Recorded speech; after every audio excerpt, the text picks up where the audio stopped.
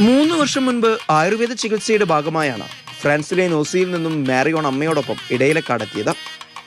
രതീഷ് എന്നവിടെ ആയുർവേദ തെറാപ്പിസ്റ്റായി ജോലി ചെയ്യുന്നു.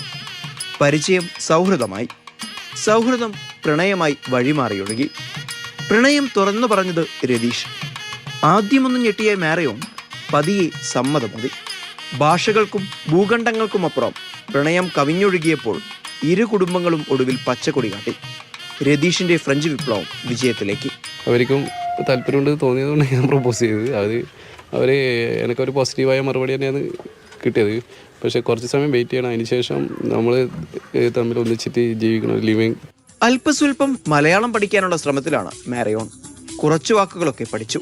കല്യാണ ചടങ്ങുകളെ കുറിച്ചെല്ലാം അത്ഭുതത്തോടെ അതിഥികളോട് പങ്കുവെക്കാനും മാരിയോണിന് വലിയ സന്തോഷം. It was very beautiful day and the Hindu ceremony in the temple was very amazing for me. I was a little bit surprised. It's a good person for me.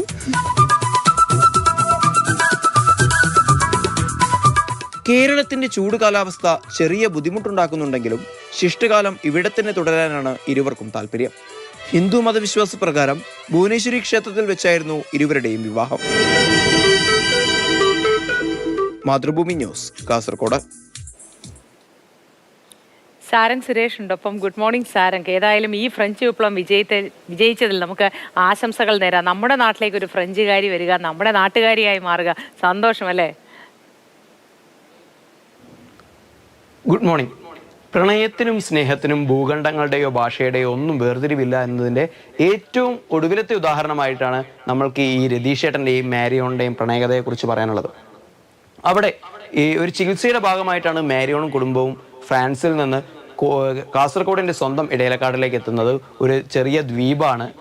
ഒട്ടേറെ മത്സ്യസമ്പത്തും കാര്യങ്ങളുമൊക്കെയുള്ള ഒട്ടേറെ ആയുർവേദ സ്ഥാപനങ്ങളൊക്കെ ഉള്ള ഒരു ദ്വീപാണ്. അപ്പോൾ അവിടെ ഒരു സ്ഥാപനത്തിൽ ചികിത്സയുടെ ഭാഗമായിട്ടാണ് മാരിയോൺ വരുന്നത്.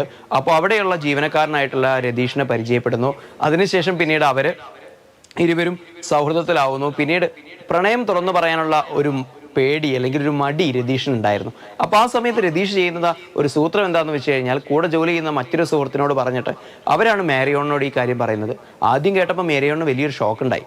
പിന്നീട് അവർ ചെറിയ തോതിൽ ഒരു ലിവിങ് ടുഗദർ രീതിയിലേക്കൊക്കെ ജീവിച്ചു. പിന്നീട് അവരുടെ ആ ഒരു സ്നേഹബന്ധത്തിൻ്റെ ആ ഒരു ദൃഢത, അവരുടെ സ്നേഹബന്ധത്തിലെ ആ ഒരു ആഴം അവരുടെ രണ്ട് കുടുംബങ്ങൾക്ക് മനസ്സിലായി. അങ്ങനെയാണ് ഈ പറഞ്ഞ എല്ലാ വേർതിരിവുകളും ഒക്കെ തന്നെ മാറ്റി നിർത്തിക്കൊണ്ട് സ്നേഹമാണ് ഏറ്റവും വലുത് എന്നുള്ള ആ ഒരു സത്യം മനസ്സിലാക്കി ഇരു കുടുംബങ്ങളും ഇരുവരെയും ഒരുമിച്ച് ജീവിക്കാനായിട്ട് അനുവദിക്കുന്നത്. അപ്പോൾ അതിനുശേഷം ഇവർ വിവാഹത്തിനുള്ള തയ്യാറെടുപ്പുകൾ നടത്തി രജിസ്റ്റർ ഓഫീസിൽ പോയി. നമ്മൾക്കറിയാം ഒട്ടേറെ നിയമ തടസ്സങ്ങളും കാര്യങ്ങളൊക്കെ ഉണ്ട്. കാരണം ഒരു വിദേശി വനിതയാണ്, ഒരു വിദേശ പൗരത്വമുള്ള ഒരു വനിതയാണ് ഒരു ഇന്ത്യൻ യുവാവിനെ വിവാഹം ചെയ്യുന്നത്. അപ്പോൾ അതുമായി ബന്ധപ്പെട്ടുള്ള ഒട്ടേറെ നൂലാമാലകളൊക്കെ ഉണ്ടായിരുന്നു.